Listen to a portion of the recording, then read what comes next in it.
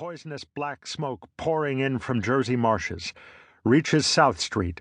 Gas masks useless. Urge population to move into open spaces. Automobiles use routes 7, 23, 24. Avoid congested areas. Smoke now spreading over Raymond Boulevard. Estelle had family in Newark. Her sister lived with young children just a few blocks from Raymond Boulevard. Now, Estelle reasoned, they were all probably drowning in poison gas. The horror of it, Estelle later wrote. I couldn't listen anymore. Her husband dashed upstairs to the roof and looked up at the sky, hoping to see the approaching invaders. Estelle remained by the radio, frozen, afraid to keep listening, and afraid to shut the thing off. She didn't really know what was happening, but she knew she didn't want to die in Manhattan, trapped like a rat as she choked to death on the black smoke. All the primitive fear of the unknown awakened within me, robbing me of all reason, she wrote. Only one thing remained to do. Run, fly, get on the fastest thing on wheels, and go as far and as quickly as our last $6 would take us. When the Pulses burst out of the front door of their building, they found the street largely empty, apart from one lone stranger peacefully leaning against the doorway. Rapidly, they explained the situation to him. The invaders, the war machines, the poison gas. Then he took off in a panic down 15th Street, desperate to reach the subway stop in Union Square.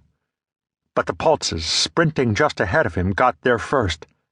They dashed down the stairs and through the turnstile, then jumped onto a train heading uptown.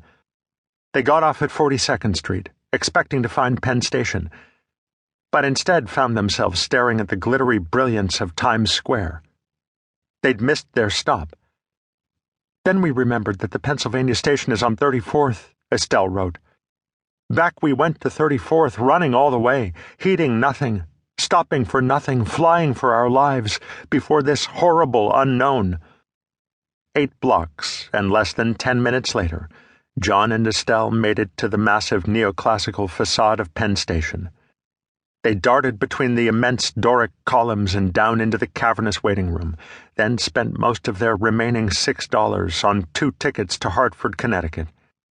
There they hoped they might be safe, or at least might be able to make it to the open spaces. They hurried to the platform, and, hand clenched in hand, got on their train shortly before it left the station.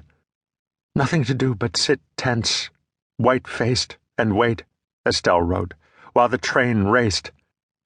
The Pulses shared their car with several other passengers, none of whom seemed at all concerned about the invaders menacing New York. Clearly they had missed the news.